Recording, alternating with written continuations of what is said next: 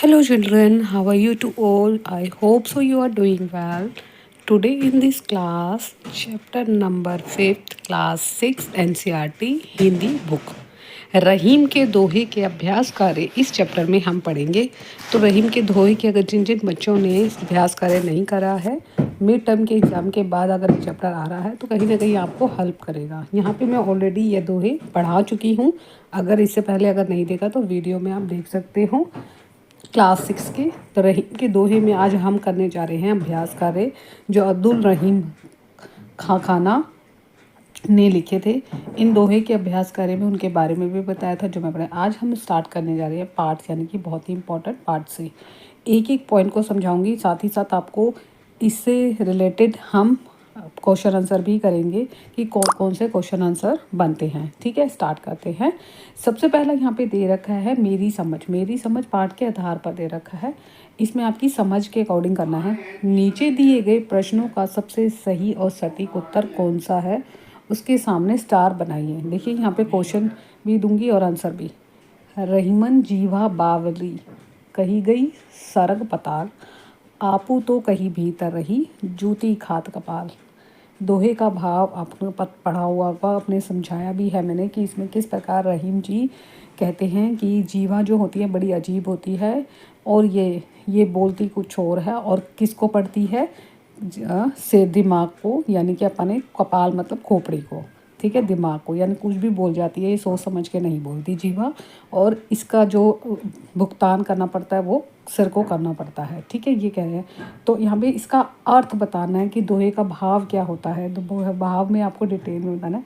सोच समझ कर बोलना चाहिए, मधुर वाणी में बोलना चाहिए, धीरे धीरे बोलना चाहिए, इधर सदा सच बोलना चाहिए। देखिए हर कोई कह सके कि सदा सच बोलना ये तो पॉसिबल ही नहीं है, क्योंकि कहीं ना कहीं हम अपनी जीवा से झूठ भी बोल सकते हैं। जहाँ हमें लगता है कि किसी अच्छे के लिए झूठ बोलना पड़े, वो चीज़ कह रही हूँ। यहाँ पे धीरे धीरे बोलना चाहिए, ये भी नहीं है।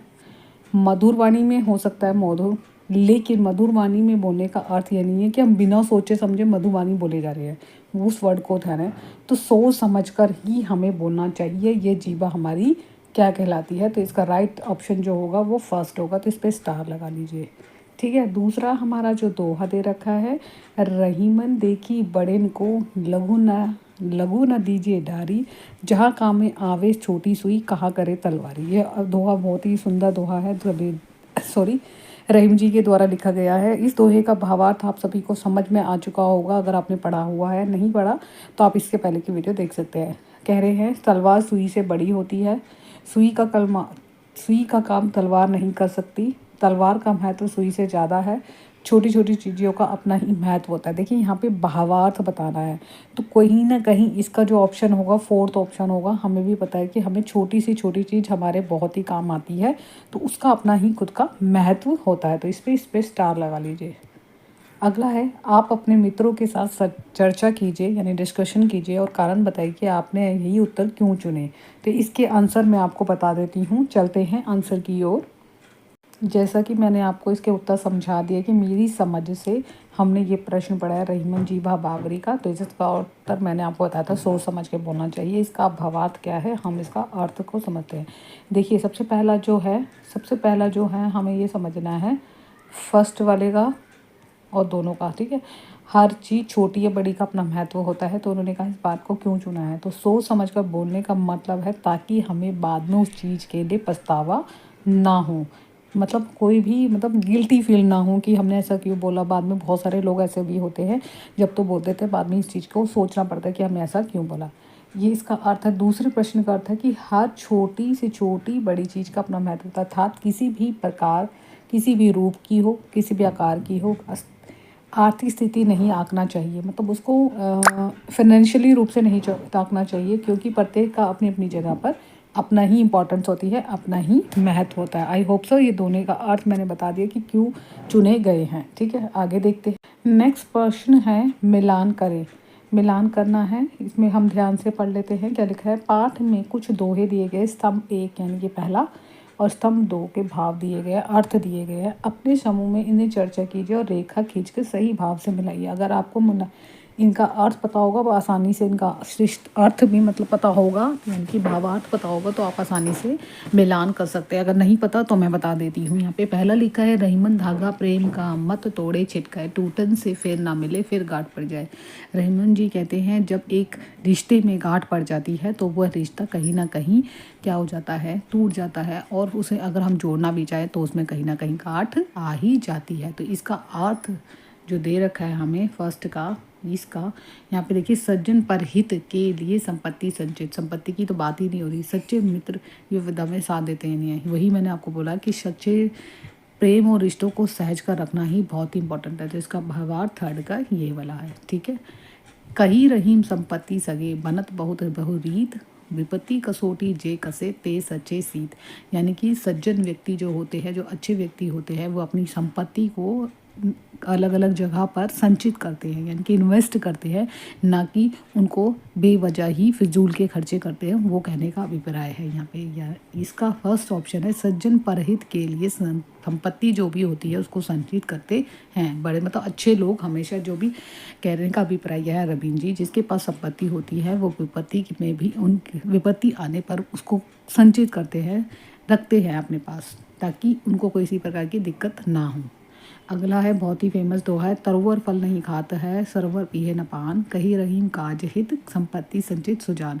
यानी कि तरुवर फल, जिस प्रकार एक फल जो है, जो तरुवर फल है, तरुवर आपको भी पता है फल है, वो फल अपने मतलब पेड़ है, आम का पेड़ है जो अपने फल खुद से नहीं खाता, वो फल दूसरों को देता है। उसी प्रकार से ही हमें, जैसे से प्रकार तालाब होते हैं, तालाब जो सरोवर होता है, यानी कि तालाब होता है, वहाँ पे हम खुद पानी नहीं पीते, सरोवर अपना पानी नहीं पीता बल्कि दूसरे उसका पानी पीता है। उसी प्रकार से सच्चे व्यक्ति ही, सच्चे व्यक्ति बोल सकते हैं, सच्चे दोस्त बोल सकते हैं, सच्चे मित्र बोल सकते हैं, जो विपत्ति में ही आपके, विपत्ति में ही जो आपका साथ देते हैं वही सच्चे मित्र कहलाते हैं। रहीम जी कह रहे हैं मित्र के लेके, तो इसका सच्चे मित्र विपत्ति या विपदा में ही साथ रहते हैं। तो थर्ड का सेकेंड ऑप्शन, ठीक है। एक बार फिर बता देती हूँ, फर्स्ट का हमारा है थर्ड, सेकंड का है फर्स्ट, और थर्ड का सेकंड है, ठीक है ऑप्शन, ये आपको समझ में। अगला है प्रश्न, पंक्तियों पर चर्चा कीजिए, नीचे दिए गए दोहों पर समूह में यानी कि ग्रुप में चर्चा कीजिए तथा उसके अर्थ और भावार्थ लेखन पुस्तिका में लिखिए। तो ये आपकी कोई भी बुक होगी उसमें लिखना है।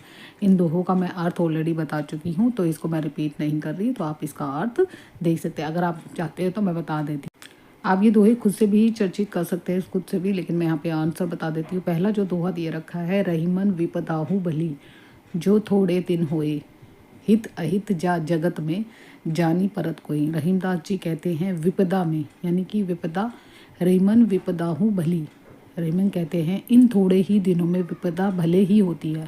विपदा मतलब कोई भी रुकावट होना, किसी प्रकार की भी होती है, तो हमें यह बात बता देती है, यानी कि मुसीबत आने पर हमें तभी पता चलता है, ये थोड़े दिनों के लिए आती है, लेकिन हमें इसमें पता चलता है कौन इस संसार में हमारा हित सोचता है या अहित। इस जगत में, इस संसार में कौन सा व्यक्ति हमारे बारे में सोचता है, हितैषी या कौन अहितैषी, यानी कि कौन हित के बारे में सोचता है, कौन अपना है और कौन पराया है, इसके बारे में हमें पता चलता है। कब पता चलता है? जानी परत को सब कोई, जानी परत मतलब तब पता चलता है जब कोई विपदा आती है, थोड़े ही समय के लिए आए, लेकिन जब वो मुश्किल में जो व्यक्ति उनके साथ देता है उसी का ही पता चलता है कि वो व्यक्ति हमारे हित में सोच रहा है या हित में। हमारा मुश्किल में साथ देने वाला और कोई नहीं है।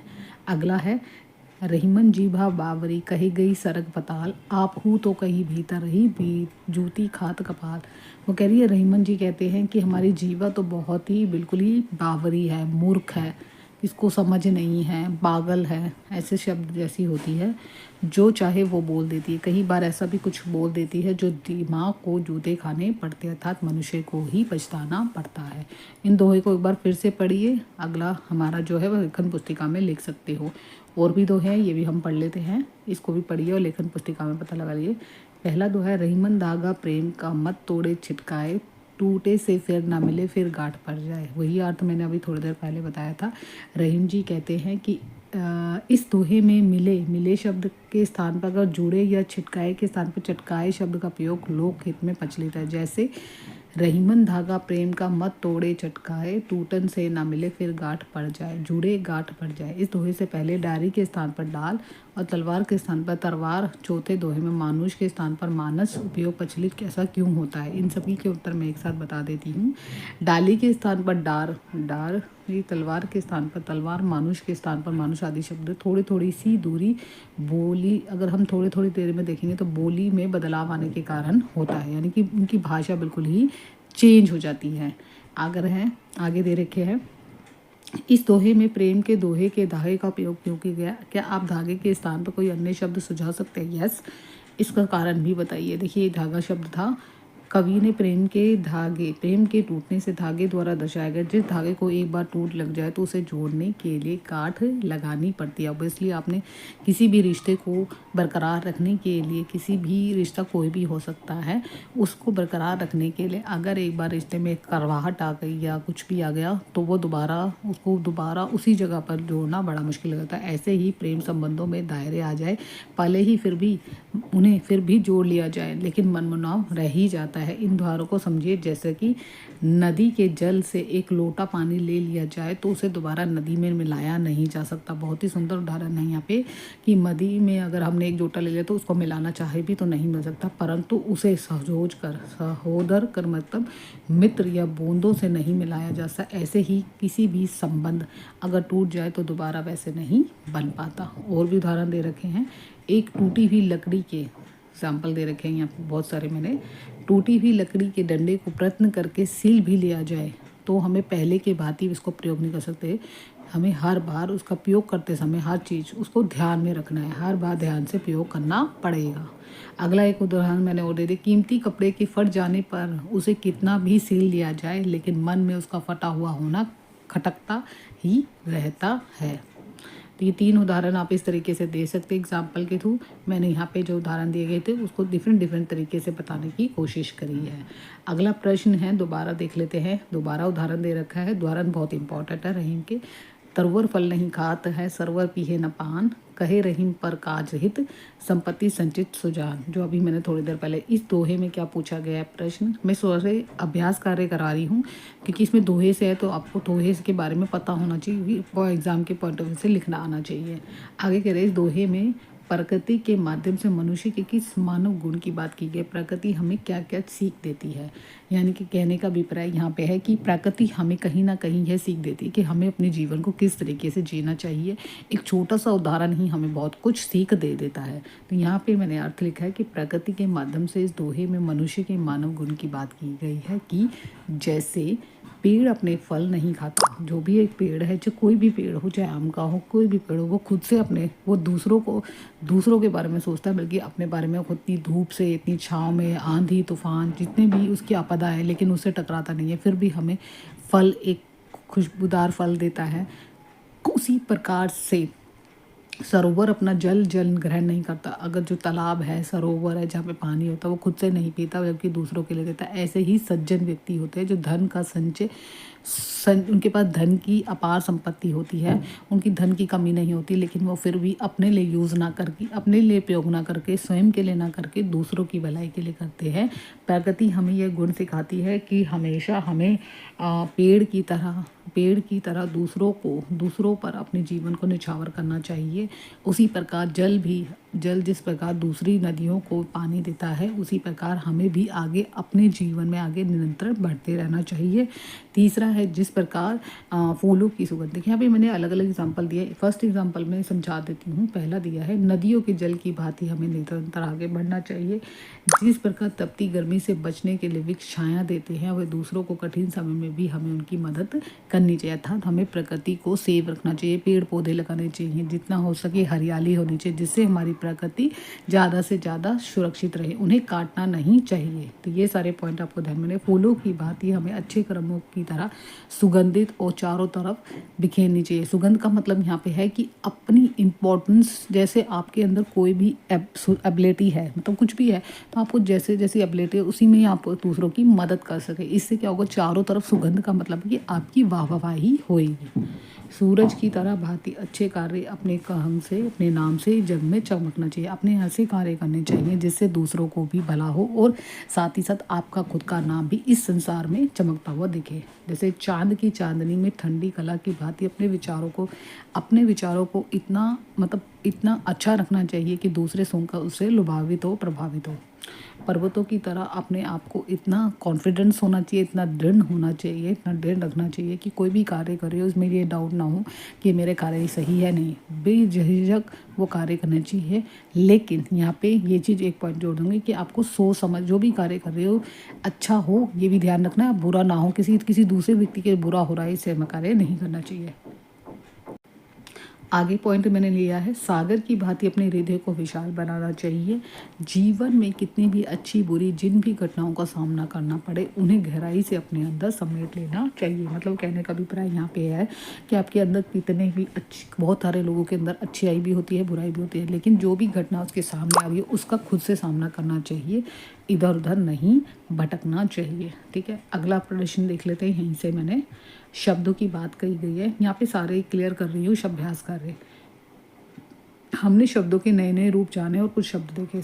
शब्द क्षमता आपको पता है, जिसको हम कहते हैं शब्दकोश, जिसमें अलग अलग डिफरेंट शब्द होते हैं, उसके बारे में हमने यहाँ पे पढ़ा है। कुछ शब्द दिए गए हैं उसके देख लेते हैं। कविता में कुछ आए गए नीचे दिए गए शब्दों में मातृभूमि में क्या कह सकते हैं, लिखिए। कविता में आए और मातृभाषा में समार्थक शब्द क्या होते हैं। देखो, कविता में तो आए हैं तरुवर। तरुवर मीन्स मतलब आपको भी पता है, पेड़ भी बोलते हैं। विपत्ति मतलब मुश्किल है, ये शब्द पढ़ लेते हैं। छिटकाए आए हैं, सुजान आया है, सरोवर आया है, साचे, कपाल। अब इन सभी का उत्तर क्या लिखोगे मातृभाषा में, आपको मैं समझा देती हूँ। मतलब इनका अर्थ क्या है अगर रियल में देखें तो तरुवर पेड़ को कहते हैं। विपत्ति मतलब मुसीबत आना या कोई कष्ट होना। छिटकाए मतलब किसी चीज़ से तोड़ना। सुजान मतलब होता है सज्जन व्यक्ति। सरोवर मतलब होता है तालाब। सच्चे जो सच्चे व्यक्ति होते हैं, जो हमेशा सच सोचते हैं। कपाल मतलब दिमाग। ठीक है, विशेष अभ्यर्थी अपनी अपनी मातृभाषा के शब्द लिख सकते हैं। इस तरीके से और भी शब्द हैं, और शब्द मैं आपको यहाँ पे बता देती हूँ। जैसे पानी शब्द आया है, रहीमन पानी रखिए, बिन पानी सब सोन, पानी गए न उबरे, मोती मानुष चुन। यहाँ पे पानी शब्द का जो अर्थ आया है, अगर समानार्थी शब्द देखें तो पानी का मतलब 3 तरीके से होता है। एक तो होती है पानी की तरह दूसरों को भी, जिस तरह पानी दूसरों को सम्मान देता है कि हाँ आप मेरे इसमें से पानी पी लीजिए, उसी तरीके से सम्मान देता है, जल देता है। और एक तरीके से एक चमक भी होती है पानी में, कई बार सूरज की रोशनी पड़ती है तो उससे पानी चमकता हुआ लगता है। तो वही चीज़ इन्होंने यहाँ पे समानार्थी शब्दों में बताया गया है। और भी शब्द है, देख लेते हैं। इसी प्रकार कुछ और भी शब्द नीचे दिए गए हैं। आप इन शब्दों के 3 अर्थ लिखिए और इस कार्य में शब्दकोश, इंटरनेट, शिक्षक और विभाग की सहायता ले सकते हैं। यहाँ पे मैं आपकी हेल्प कर रही हूँ, मैं एक तरीके से शिक्षक की हूँ। कल का मतलब यहाँ पे होता है कि आने वाला कल। कल मतलब ये होता है कि आपके मन में बेचैनी हो, शांति ना हो, या फिर एक कल का अर्थ होता है पुर्जा या मशीन, जो आपको पता है। पत्र मतलब आपको सभी को पता है। समानार्थी शब्द क्या होते हैं। पत्र मतलब होता है पत्ता, चिट्ठी या दल। दल मतलब किसी ग्रुप में रहना। ठीक है, कर मतलब आपको बहुत ही फेमस है ये भी। कर मतलब होता है हाथ, या मैं लिख देती हूँ, हाथ है। टैक्स को भी कहते हैं, जो हम भरते हैं, जो बड़े बड़े आपके पेरेंट्स भरते होंगे। किरण को भी हम कर कहते हैं। उसके बाद फल का भी बहुत ही इंपॉर्टेंट है। फल मतलब होता है एक तरीके एग्ज़ाम में होने के बाद जो हमारा परिणाम निकलता है उसको कहते हैं। एक खाने वाला फल कोई भी हो सकता है, जैसे सपोज़ मैंने यहाँ पे एग्जाम्पल लिया आम। हल का अग्रभाग, हल का मतलब सबसे नीचे वाला जो भाग होता है उसको भी हम फल कहते हैं। पाठ के आगे सकते हैं बात, आपकी बात वाला प्रश्न है। इसमें सारे ओबियसली दोहे का है, तो दोहे से रिलेटेड क्वेश्चन दिए गए हैं। रहीमन देखी बड़े न को, लगू न दीजिए डारी, जहाँ काम आवे छोटी सुई कहा करे दवा। इसका दोहे का अर्थ बता देती हूँ, जो ऑलरेडी मैं बता चुकी हूँ। दोहे का भाव है ना कोई बड़ा है ना कोई छोटा है, सब ने अपने अपने काम में मगन है, सबकी अपनी अपनी उपयोगिता है, सबका अपना अपना महत्व है। ठीक है, महानता है। चाहे वह हाथी हो, चाहे वो चींटी हो, चाहे वो तलवार हो, चाहे वो सुई हो, सबने अपने अपने आकार प्रकार हैं और सबकी अपनी अपनी उपयोगिता और महत्व है। सिलाई का काम सुई से किया जा सकता है, तलवार से नहीं। सुई जोड़ने का काम करती है, जबकि तलवार क्या करते हैं, किसी चीज़ को काटने का काम करते हैं। कोई वस्तु हो, चाहे व्यक्ति हो, चाहे छोटा हो चाहे बड़ा, सबका सम्मान करना चाहिए। ठीक है, ये आई होप सो ये अर्थ आपको समझ में आ गया होगा।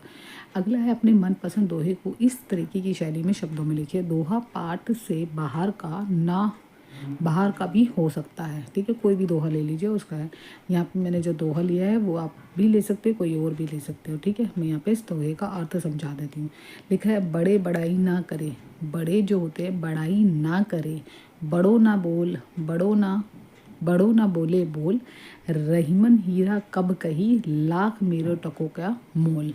यहाँ पे दोहा है ये पूरा, यहाँ तक ये मिस हो गया है ऊपर नीचे, तो इसको थोड़ा सा इग्नोर करना। तो मैं यहाँ पे दोबारा एक लगा देती हूँ, यहाँ से यहाँ तक लेकर आपका पूरा एक दोहा है जो मैंने दिया गया है। तो इसका अर्थ भी मैं समझाती हूँ। रहीम जी कहते हैं कि जिसमें बड़प्पन होता है, बड़े मतलब बड़ाई ना करे, जिसके अंदर बड़प्पन होता है, अपने आप को बड़ा समझता है, तो उसको अपनी खुद से, अपने मुंह से कभी भी स्वयं से अपनी बड़ाई नहीं करनी चाहिए। मैं वो हूँ, मैं ये हूँ, मैं हूँ। बहुत सारे बच्चे आपने देखा होगा कि अपने ही मुंह से बुराई नहीं मतलब बड़ाई करते हैं, अपनी प्रशंसा करते हैं, अपनी सबको दिखाते हैं कि मैं ये कर सकता हूँ, मैं वो कर सकता हूँ, चाहे उसको करे ना करे, वो बात की बात है। उनके कार्य ही उनके कौशल को दर्शाते हैं। कई बार होता है कुछ लोग होते हैं जो बिना कुछ करे, बड़प्पन ना दिखाते हुए अपने ही कार्य में, मगर उनके कार्य, उनके स्किल जो भी होते हैं वो हमें दिखाते हैं। उसी प्रकार कहने का भी है, रहीमन हीरा कब कहे। रहीमन जी कहते हैं कितना भी बहुमूल्य क्यों ना हो, कोई भी हीरा, कोई भी व्यक्ति इतना बबूले क्यों ना हो, लेकिन अपने मुंह से अपने बारे में नहीं कहता। कहने का अभिप्राय है कि कोई भी व्यक्ति को अपने मुंह से खुद की हमें क्या नहीं करनी चाहिए, अपनी बड़प्पन नहीं करना चाहिए, अपने बारे में बड़ाई नहीं करनी चाहिए। अगर दूसरा व्यक्ति उसके बारे में, उसके कौशल को जानते हुए उसकी बड़ाई कर रहा है तो वो उसके लिए फ़ायदे में है। तो हमें अपने गुणों को दर्शाना नहीं चाहिए। सामने वाला अपने गुणों को दर्शाने के लिए वे स्वयं ही हमारे कार्यों के माध्यम से समक्ष आ जाता है। जो भी हम कर रहे हैं, सपोज़ आपने देखा होगा एग्जाम्पल के तौर पे बहुत सारी टीचर्स होती है, बहुत सारे बच्चे होते हैं। कुछ बच्चे ऐसे होते हैं कि कुछ भी नहीं करते, लेकिन वो अपने काम की वजह से क्लास में फेमस हो जाते हैं। तो यही चीज़ यहाँ पे कहने के भी रहे। तो यहाँ पे एग्जाम्पल मैंने और भी दिए हैं, जैसा कि कुशल खिलाड़ी अपने खेल से, बावर्ची अपने स्वादिष्ट पकवानों से, और जो नर्तक होते हैं जो डांस सिखाते हैं, जैसे टीचर भी आपको डांस सिखाते हैं, तो अपने नृत्य से, श्रेष्ठ गायन से, प्रतिभाशाली विद्यार्थियों को अपने परिणाम से ही जाना जाता है। यानी कि अभ्यर्थी बहुत सारे अलग अलग होते हैं। कोई आर्ट में भी आर्ट बहुत अच्छी करता है, कोई क्रिएटिविटी ड्राइंग करता है, कोई पोएम लिखता है, कोई कविता लिखता है। तो यही कहीं कहीं उनकी प्रतिभा का परिणाम उन्हें मिलता है। ठीक है, आई होप सो ये आपको समझ में आ गया होगा। एक और लिया है सरगम। यहाँ पे कह रहे हैं सरगम में देखते हैं क्या एग्जाम्पल दिया गया है, इसको हम समझ लेते हैं। लिखा है, रहीमन, कबीर और तुलसी विंद आदि के दोहे अपने दृश्य आपको पता है जो सामने दिखती है, श्रवण मतलब सुनना, टीवी या रेडियो के माध्यम कई बार सुने होंगे। कक्षा में अपने दोहे बड़े मनोयोग से गाए होंगे। अब बारी है इन दोहे की रिकॉर्डिंग या ऑडियो विजुअल की। अगर ये रिकॉर्डिंग सामान्य मोबाइल से की जा सकती है तो अपने दोस्तों के साथ अकेले गा सकते हैं। यदि संभव हो तो वाद्य या जो भी आपके पास इंस्ट्रूमेंट है उसके साथ गायन करें। रिकॉर्डिंग के बाद स्वयं ही सुने और लोगों को सुनाएं। तो ये एग्जांपल जो है ये आपके खुद के लिए है, इसमें किसी और को इंक्लूड नहीं कर सकते। या आप खुद भी किसी भी हेल्प ले सकते हो। मैंने एग्जाम्पल के तौर पर यहाँ पर लिख दिया है। दोहे का उपयोग लोगों अपनी बात को विशेष ध्यान से दिलाने के लिए भी कर सकते हैं। दोहे समाज में लोकप्रिय होते हैं क्योंकि ना कि दोहे को एकत्र किया गए। अंताक्षरी भी खेल सकते हैं हम दोहे के माध्यम से। कार्य में इंटरनेट की हेल्प ले सकते हैं। पुस्तकालय यानी लाइब्रेरी की हेल्प ले सकते हैं। अपने शिक्षक और अभिभावक यानी कि पेरेंट्स की भी सहायता लेकर इसको सॉल्व कर सकते हैं। आज की पहेली दे रही है, रहीम जी के द्वारा लिखी गई है। 2 अक्षर का नाम है मेरा, आता हूँ खाने के काम, उल्टा होकर नाच दिखाऊं मैं क्यों ना अपना नाम बताऊं। तो इसका दोहे का अर्थ आपको मैं बताऊंगी। दूसरा दोहा यहाँ पे दे रखा है, एक किले के 2 ही द्वार। यानी कि एक किला है, उसके 2 ही द्वार हैं, उसमें एक सैनिक लकड़ीदार है और टकराए, जब दीवारों से जल उठे सारा संसार। तो इस दोहे की खोजबीन करो और इस दोहे की खोजबीन का आप रहीमन के कुछ दोहे पुस्तकालय इंटरनेट के माध्यम से देखिए और पढ़े। इन दोहे का अर्थ आपको अगर नहीं मिलेगा तो मुझे ज़रूर बताऊंगी। यह पहेली आपके लिए है। इन दोनों पहेली को आपने सॉल्व करके बताना है। कहीं से भी हेल्प ले सकते हो, चाहे पुस्तक से ले सकते हो, चाहे पुस्तकालय से। ये आप खुद कर सकते हो। अगर नहीं होगा तो मैं आपको नेक्स्ट क्लास में इसका ज़रूर बताऊंगी। आई होप सो आपको यह क्लास अच्छी लगी होगी और बहुत सारे बच्चे ज़्यादा से ज़्यादा शेयर कर सकते हैं इस वीडियो को। और जितने भी पेरेंट्स देख रहे हैं उनको अपने बच्चों के लिए हेल्प मिलती है तो प्लीज़ लाइक कर दीजिए। लाइक और शेयर कर सकते हैं, साथ ही साथ बेल आइकन को हिट भी कर सकते हैं ताकि आपको नोटिफिकेशन मिलता रहे। Have a nice day. I hope so you are doing well. Thank you so much my प्यारे children. Bye bye, take care.